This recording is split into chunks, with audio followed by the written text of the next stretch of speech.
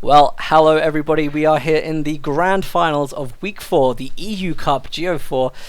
It's such an intense day today. There's been so many upsets. We have now got a final between Luvnest and Jesulin. It is the final that we have wanted to see for so long. We've seen it in a couple of other tournaments down, semi-finals, quarterfinals, things like that. It's always been great games.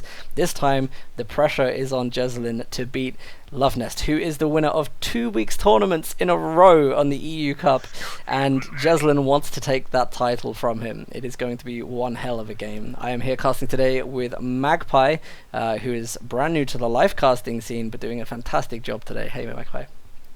Hey Stormless, thank you very much for your kind words there. Yeah, totally excited and hyped to be here. This is the most exciting casting I've ever done. This is epic. We're here in the finals of the GO4 Company of Heroes 2 Europe Cup number 4, and I think we're going to have a fantastic match on our hands here. Luvnest, we've cast a couple of games from him earlier. Fantastic stuff. Jesulin looking a little bit shaky with Soviets in one of his games, but quickly pulling it back in the third game there versus Barton and looking real good. Definitely, yeah, and we see that Luvnest has gone straight in with the armoured assault tactics, which gives him radio intercept. This is going to allow him to see exactly what Jesulin is doing as a start build, and it will influence the way that he is going to play his starting build order. Of course, he has gone for the support company already as Soviets and has the Maxim on the field. That's going to be pretty good for him to lock down some buildings in the center. And you see what Jesulin's doing here, ghosting the barbed wire around the fuel point in a desperate attempt to stop any kind of early cap around this. So interesting to see the ghosting like this. It can be destroyed with attack move fairly easily, but I guess he's hoping that it's going to make the squads, they're going to have to force them to come around close to the stern pioneers to cap that. So a nice little opening there for Jesulin. Yeah, for sure, and nothing too spicy in terms of build orders. We just had Volks into Kubel into Volks. That's pretty general stuff from Jesulin, pretty safe build order. He's going to be hitting the field with those units, and we'll see what he can get done. Of course, the Kubel wagon being deployed up here in the north, getting some capping done. From Luvnest, we've got 2 Maxims going to be coming on out on the back of the support weapon Campanile. So again, pretty standard stuff to be honest. And I imagine when he sees these Maxims, we'll probably see a Battle Gripper HQ into Ligs. I like that on this map because you've got this the large frozen area. You can put the Ligs on this frozen river at the back and kite back if they get threatened. I prefer that to the Lukes on this map. I think the Lukes is dangerous on ice, and I think the choke points around the map provided by the bridges and things that access each player's base, pretty hazardous. So also the map being bigger means that the Lukes' mobility, which is one of its strongest features, is largely ameliorated, whereas the Ligs can lock down area for a large radius. So for those reasons, I prefer Ligs on this map. What do you think? Yeah, I mean, I agree with you, to be honest. The only problem is that the ISGs, or the LIGs, LEIGs as you call them, they're slightly underwhelming, to be honest, at the moment in dealing with Maxims. It's most likely that they're not going to be that useful. I would say just out of habit of watching, most people tend to prefer to go for something like a Lukes that can actually flank around and capture it. The danger is that Luvnest knows this all too well, and is going to have all sorts of counters on the field waiting for Jesulin if he does decide to do that. So you're probably right, it's probably going to be Battle Gripper. It's a safe option. He's going to be able to heal his squads, he's going to be able to bring out some indirect light artillery on here to help deal with the Maxims, but he's going to have a really hard job beating Luvnest off of a map like Semosky with this Maxim play. Yeah, I think if he does have in mind to go for that Battle Gripper HQ, I think this is another good map for it because you can deploy it across the bridge from the Overcommand player's spawn just here, and that gives you a really nice foothold into the map, and it's actually a lot more defensible on this map than it is on most. The buildings nearby break up line of sight and give you positions to use for defensive fire, and you can use that as a real anchor point, which basically makes it incredibly hard for your opponent to take the middle victory point. And then you've got the south one in the pocket. Things start looking real bad real fast for the Soviet player. You kind of almost force him down the road towards things like Katushkas and so on. And I don't know, it's a build I like on this map. So we'll see if Jesulin's going to go for that. Nope, he's going to go for the Mechanized Regiment HQ. So, well, he knows better than I do. So I defer to his wisdom on this one. So it looks like we are going to be seeing Lukes. Yeah, and we may even see that back tech. You never know. It really comes down to, bear in mind when you're playing against Soviets, as we spoke about earlier, the Mechanized Regiment really provides you with vehicles that are adept at taking down the medium vehicles that come from an early tier 3 push from Soviets. So having something, like the Puma available, or Luke's available, both these units counter things like the T-70 Quad Su-76, the Luke's counters, shocks, MGs, that kind of thing, very versatile. So, Mechanized is the first one. It seems to give you a lot more options. Of course you lose the healing from the Battle Group, but you know, it's about which one gives you more options in the game, and a simple tech down to Battle Grouper later on, it isn't harmful at all. That's actually a really valid observation. I hadn't considered that on this map. It's probably because we haven't seen an Overcommand Puma today full stop, but yeah, of course, I mean, having the access to that Puma on this map, that's a fantastic unit, so yeah, the Mechanized Regiment HQ looking like a pretty smart choice, actually. Let's see now. We'll see how he uses it. I mean, we could even see a Stuka. That would be beautiful to see. But I think Luvnest is a bit wise to that idea. Stukas could be well protected though, so it's certainly a possibility. Yeah, Stuka pretty risky though, and you know, a diving T-70 or anything like that could take it down. Like we've got a scuffle mostly developing up in the north right now, though there is a Soviet unit sneaking down to the south. Luvnest got some engineers capping that victory point. Pretty annoying for Jesulin there, because all his army right now is committed up to the north. Apart from some Volks holding a building in middle. So he's not going to be able to do anything about that for some time. Yeah, he does need to be very careful as well. One of the problems with starting on the northern side of this map is where do you go? You know, where's your map direction? Because leaning all the way to the left, you will lose some pretty vital buildings in the center. Very, very difficult for you to get out of. And then, of course, if you do go for the buildings, you're not going to have easy access to your fuel. The closest one is on the other side of a building. It can be difficult to defend. You know, very, very easy target for mortars. So it is a difficult one for the OKW, especially to fight out of something like this. And you know, there's plenty of good buildings for Luvnest to get Maxims into. I'm almost a little bit in disbelief as to how this map became the map of choice for these two players, because it does really favour. I like this map. Oh, I love it. Yeah, it's a great map. Yeah. So this is interesting. Jesulin's gone ahead and locked in his commander. He's gone for the Special Operations Doctrine. A rarely seen commander, but I would say gaining in popularity these days. And as far as I know, that Panther 5 command tank, weighing in at 225 fuel, was that adjusted when Overcommand were changed, or is that just now a total bargain? No, it's been adjusted. So. Oh, it has been adjusted. Okay, sure. I thought that might be like the reason possibly why we're seeing an uptick in people choosing this commander, but apparently not. I mean, they changed the values of Panther as standard for OKW and the Command Panther too, so... Yeah, sure. Well, that does make a lot of sense. Got a fight being taken here in mid as a squad of Storm Pioneers going to be flushing on in. Maxim getting set up in a nice position though, that's going to be enough to brush them aside. Skirmishing in the north, there's a Kugelwagen taking on some Flamer Engineers. But it should be able to push them away, and those engineers in the south are going to fall back, which indicates, due to the fact that they're on 4 men and pretty good health, probably Luvnest thinking of putting down another tech building soon. Possibly, yeah. I mean, we usually see Luvnest have tier 3 up, probably actually about this time, but he's going very, very heavy into the infantry build. It's really up to Jesulin right now to get a very, very strong push and try and wipe as much as he can from Luvnest, because doing so is obviously going to delay his teching a little bit, which is just absolutely, absolutely vital to beat down the Maxim strategy. This Lukes may actually get the kill on the Maxim if it's lucky. Needs to be a bit careful of chasing. He doesn't know if there's mines down, and of course Luvnest is a chief mine layer. Yeah, there could also be a Zis lurking in Fog of War, like you never know, so you got to be careful with that. But yeah, the Panzer II getting some good kills in there, 4 kills, a little bit of veterancy, pushing a couple of squads back, they're going to have to fall back. So yeah, pretty good stuff there, pretty standard from Jesulin so far.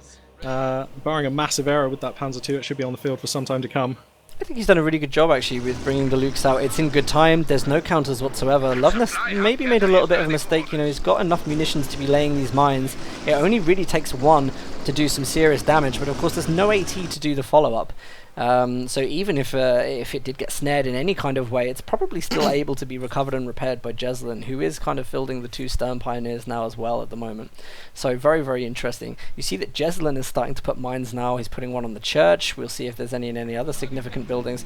But this is again going to really harass the Maxims that Luvnest is using to get out of buildings. If a Maxim goes in that church and gets out of the front door, it is going to wipe the entire thing, and that's going to end up quite a huge loss for him. 70 the tech of choice here for our Soviet player Luvnest, so that's going to be coming on out soon. That will be able to kind of police the Panzer II a little bit. Obviously that one wins in a heads-up fight, and get some work done against this infantry. So I like the choice here for Luvnest, that makes a lot of sense. Obviously he's put down his Tankovy battalion command behind that, of course, to get the T-70. We're seeing the first signs of a potential squad wipe here in the church. Maxim trying to go around the front. In fact, minesweepers have got it. Luvnest does spot the mine in good time. Luke's trying to take out the MG, protecting the fuel on the south side. And Luvnest really, really putting some emphasis on trying to threaten Jesulin's territory control right now. It was kind of like a full retreat, but the support of the Maxims, T70 is going to be coming in as well. He should be able to reclaim both fuels off of Jesulin pretty quickly. And it really comes down to what I think, Jesulin's next tech is going to be. What is he going to go for that is going to be able to counter all this mass infantry and the T70, of course. One thing we haven't mentioned so far is the scoreline. Jesulin's actually fallen pretty far behind. He's trailing right now by like 110, 109 tickets, which at only 10 minutes in the game is pretty, that's not nothing. That's definitely a resource which Luvnest is going to be able to use. He has slightly less pressure on him in that regard. We've got a fight going on in mid now. As Rakettenwerfer and the two tanks going to get stuck into each other. T70 makes itself scarce, going to back on out to the south. Looks like the Panzer II is going to survive as well. So both players prioritizing conservation of their units there. Yeah, that was a really, really good medium engagement there. The T70 coming around the back, trying to take the Lukes, gets a couple of rear armor shots, but great positioning of the Rakettenwerfer there from Jesulin saves the day for the Lukes, and that would have been a massive loss against this Maxim strategy. So he's really, really, going to be glad that he managed to get that off. Yeah, with two squads of Storm Pioneers on the field as well, that Lukes is probably going to be back on the field earlier than this T70, despite the fact it has a lot more damage on it. First squad of Storm Pioneers just coming in now to repair it, second squad following. Infantry skirmishing at the front right now. This Maxim getting set up actually kind of awkwardly. It's almost like he didn't want to deploy that, because yeah, he's going to get incendiary for sure, and here comes the fallback, but he's going to take a lot of damage, lose a couple of men. Does he have the... yeah, he does have the medic research, so actually that damage not so relevant, but the loss of a man, kind of annoying there.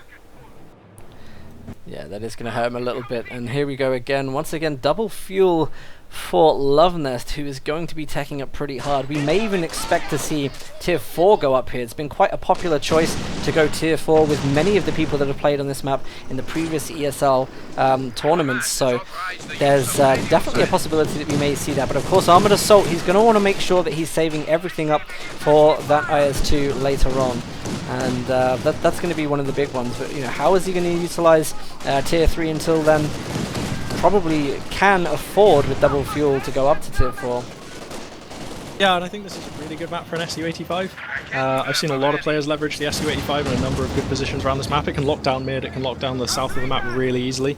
Those are both really open, so if you've got the Soviet spawn, having an SU-85 in mid or south on this map is pretty sweet. But alternatively, I mean, he could go for an SU-76, do you think? Because the Panzer II is, that'll push that away. The indirect fire barrage is definitely going to be useful in mid as well. My thoughts are really that it will be a Katusha, if anything. Oh, you think so? Yeah.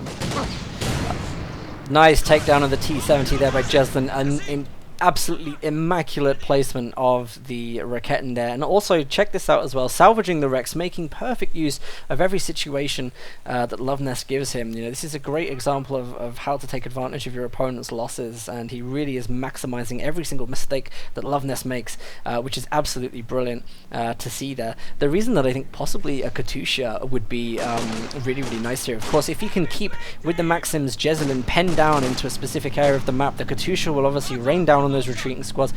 Possibly you'll pick up some incredible manpower advantages if you do that. So it could be possible to see that, and also bear in mind it's only 85 fuel, so it still allows him plenty of room to save up for the IS-2 in good time. Yeah, Luvnest's going to opt to replace the T70 that he lost, so some of his fuel spending going to go there. The T70 just now rolling on, as in the south of the map, the Lukes gets caught out by an AT grenade, and that's quite a long way from help right now, so he's going to have to limp that one back. The stricken Panzer II is going to have to crawl back and try and find some repairs somewhere. But it's going to be a while before that one's back in circulation, which might open a window here for Luvnest to get some work done. Obviously that Lukes isn't going to be able to reposition to help deal with the T70 or all of this infantry which is pushing through mid, and we might have a bit of a shift in the battle lines as Luvnest, I think, has an opportunity to get something done here. Ziskan in the backup as well, moving just past this graveyard. So he's got all the tools he needs here. Let's see what he can get done. Well, the T70 was actually the choice that came out from Luvnest then, so clearly he wants to use this to try and take out the Lukes, try and take out the Kubel, and also deal some damage to the infantry. But of course, double Rakettens from Jesulin could prove to be a very quick stop to this T70 strategy from Luvnest. He needs to be so careful right now, especially with the cloaking ability from the Rakettens. You can see they're moving up here. Are they going to be able to set up and fire in time? Just missed it. Inching into position, but the T70 just decides to move at that exact moment. Oh, they're going to inch forward even more though, and the T70 is turning around. Looks like he might have a shot coming down. Well, it might be a potential bait with the Lukes here. If he gets it right, he may be able to orchestrate this properly. Here we go, forcing the retreat. Raketten set up. There we go, beautiful shot, great baiting there from Jesulin, gets the T70 down. Luvnest completely took the bait there. That was just so beautifully played by Jesulin. He knew exactly what he was doing there and exactly how to bring Luvnest out into the open. It's almost like coaxing a snake out of its hole. That was just so well played, and just a great pickup from Jesulin, who's now confident enough to go for another Lukes. I know, super interesting, and another T70 going to be the answer here from Luvnest. So we're going to have like game of the light tanks here. This will be the 5th light tank entering the field when this T70 comes in. Yeah, like you say, Jesulin's mongoose-like skills, they're going to draw the snake out and bite its head off. That was the mongoose. That's got to be his new nickname, the mongoose. Drawing the snake Luvnest out of his pit.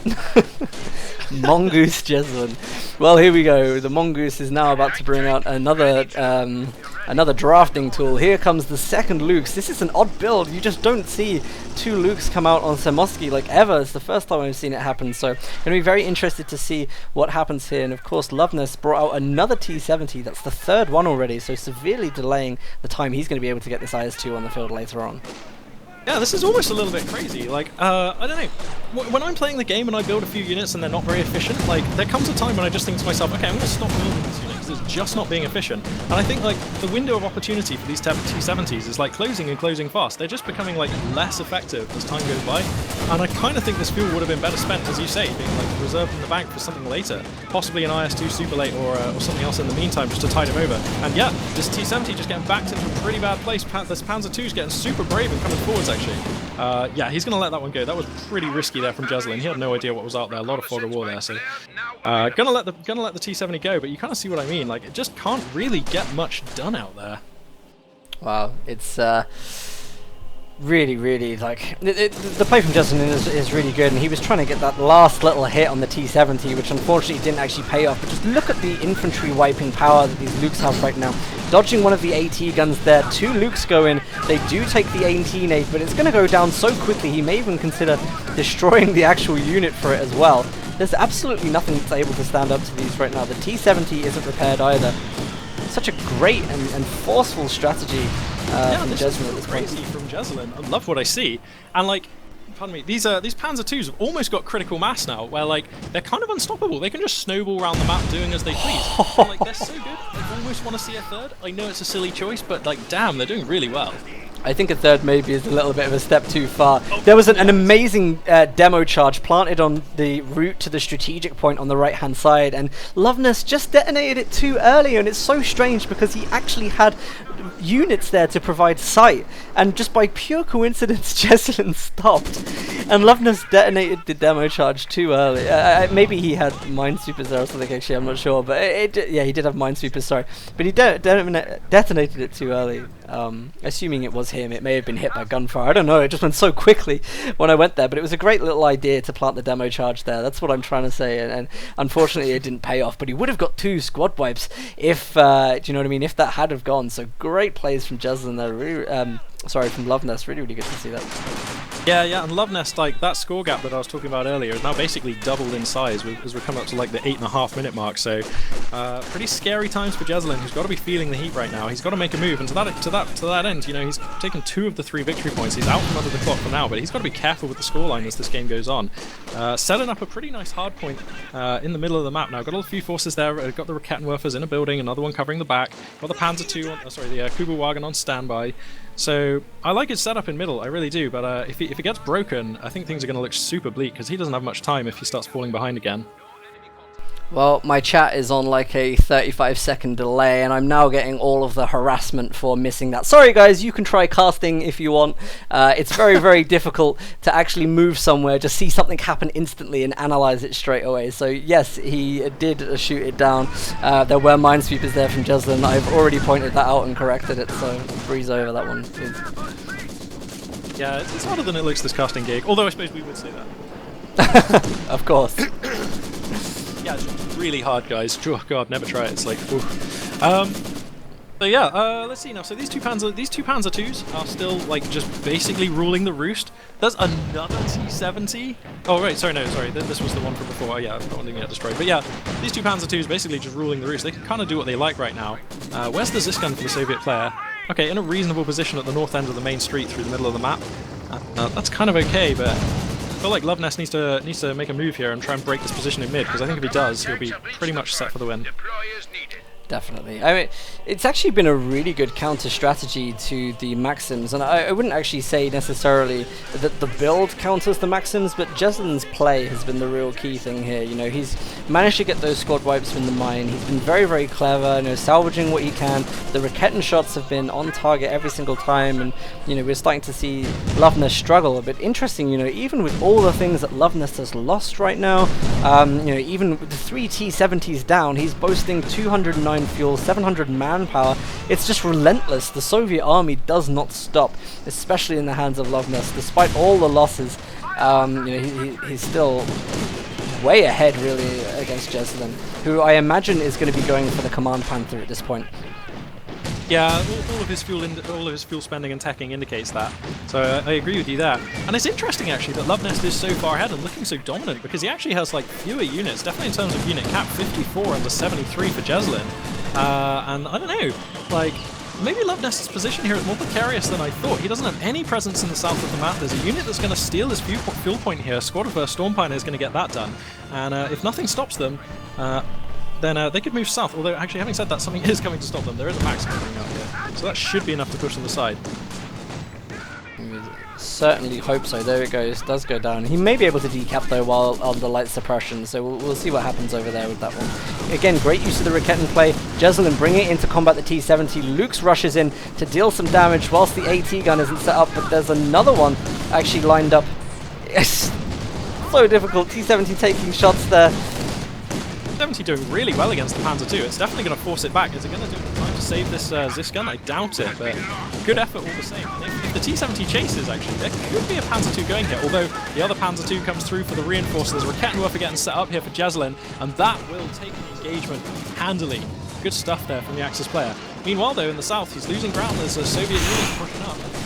Needed to be so careful. Nearly took a shot from the Panzer II there, which would have detonated the demo charge and blown up that entire squad. Ooh. So that was very, very close to blowing up whilst the conscript squad ran over that. So again, close engagements all over the place at the moment. I was going to say earlier, by the way, the Command Panther is actually a really good choice here, because whilst he's enjoying all this incredible dominance with the infantry that he's got at the moment, the Command Panther, of course, had the mark target ability, which is going to really, really increase the amount of damage taken from penetrating shots on the IS-2. So yeah, that Panther's now available, and I really hope you see it. It's so rare that I get to see it. Yeah, here it comes, rolling onto the field. We've got a big cat, Panther. Oh yeah. Let's see what we can get done. Can you upgrade it? Yeah. Definitely one of my favourite things. And it's got that sweet camo, which only it gets, which is pretty awesome. Yep, the unique Command Panther one. To help you identify which one of your one Panthers you ever get on the field it is.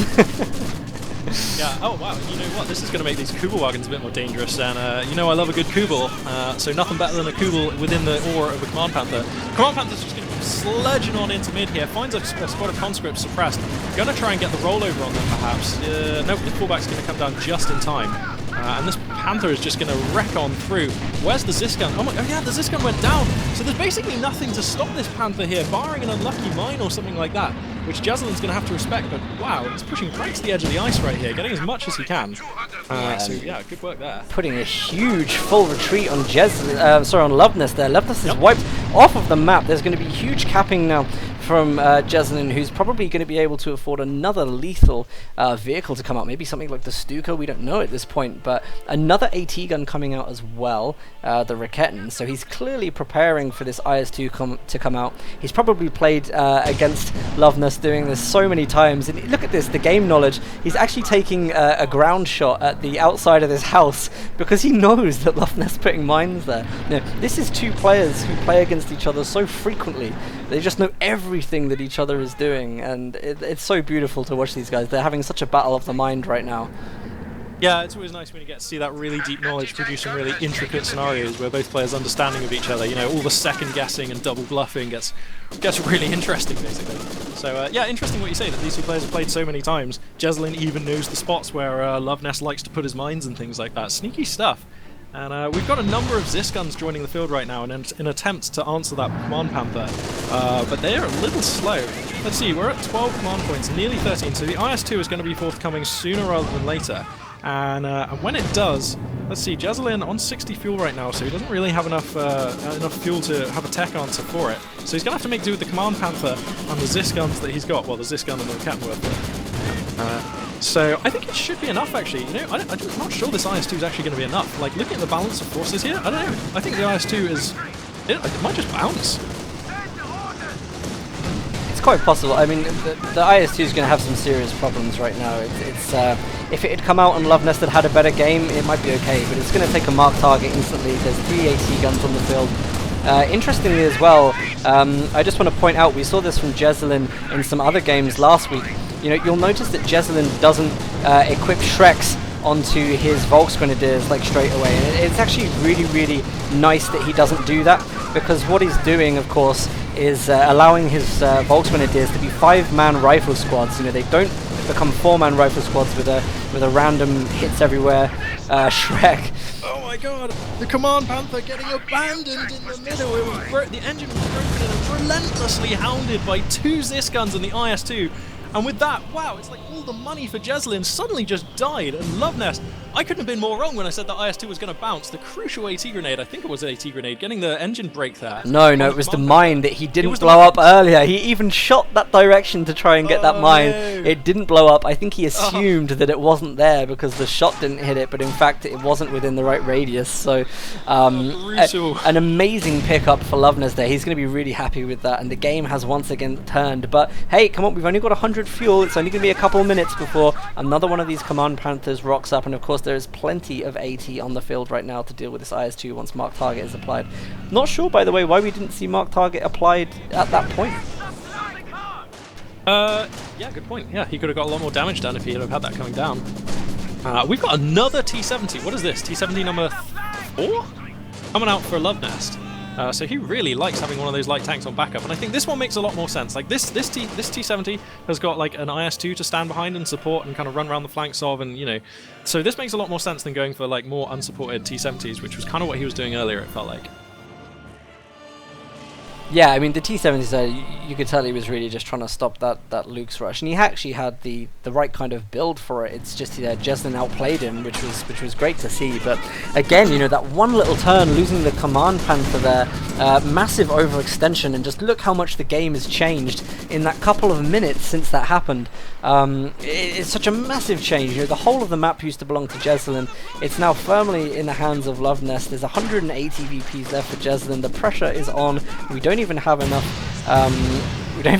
fuel really to get the next Command Panther out, so it is a real waiting game at the moment, and it's not something Jesulin can afford to do at this moment. Yeah, I mean, he's behind on score, and he's only getting further behind, really under the clock, feeling it right now. He's trailing by like 140 odd tickets. Wait, 160. Doing math on stream, always a good idea.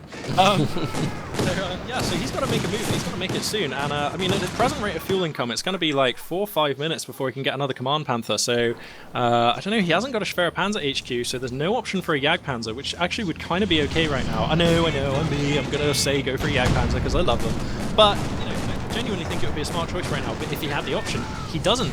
So that puts him in a pretty awkward place right now. Puma's not going to do any good. So I don't know. What's the plan here for Jesulin, Stormless? I mean, I think, to be honest, he has to really focus on the fuel. You can see he's trying to do that on the left-hand side now. He's also sending a couple of squads over to deal with the VPs because he has to stop that VP drain. You know, he can probably actually get enough fuel in the long run to get the Command Panther out again, and then it all comes down to his micro. But really, you know, the VPs are going to be the serious situation here. He doesn't want to be in a situation where he's getting the fuel but runs out of time. You know, VPs have to take priority at this point. Cole and Maxim doing some fantastic work for Jesulin in mid here, suppressing a couple of conscript squads, but one of them's just going to slip through the cracks and get a flanking position behind a wall here. Really nice. Mortars hooning in on that Maxim. That's going to allow the Soviet player Luvnest here to capture the central VP, and that's going to put Jesulin under a triple cap, which is right where he doesn't want to be, trailing as he does 172 to 329 now. So the heat is on in a big way, and Jesulin's going to need to find answers fast. He really is. Well, we're only a couple of minutes off what is another Command Panther now, and then it's going to be a really, really serious one of, how is he going to manage this? And also, what is Luvnest doing to counter this second Command Panther that's going to be coming on? We want to see some more mines. That was the problem with the first one. We also want to see double Minesweeper Stern Pioneers as well. We need to see that because, especially, learn the lesson from the first time. That being said, Luvnest has a really solid take on the map right now. He's doing so good to keep these resources off of Jesulin. Double AT guns pushing through the middle, just in case any other kind of vehicle does decide to push up through the center. The triple cap is going to force Jesulin to go all over the map in places that he doesn't want to be, stopping him from getting that one concerted push in one direction. So it's really tough for Jesulin right now, and I really hope he can do something quickly to get back on this. Yeah, I totally agree, because at the present rate, I don't think he's going to make it to that next Command Panther. And Luvnest ain't sitting on his heels either. He's got units being active all across the map. He's pushing on all fronts. 2 Zis guns coming in to get a nice flank on this Panzer II, which finds itself just caught out. Is there going to be a killing shot? Whoa, the power slide across the ice there. Epic times for that Panzer II. Wow. Who's going to escape to tell the tale? What? Wow, I thought for sure that Panzer II was going to go down. Well, that's a little bit of great micro from Jesulin there, I think, at least, to actually get it through here and get it out of the range of the AT guns. So good job there. He got a little bit lucky, but the rest of that was some skill there too. Nice to see.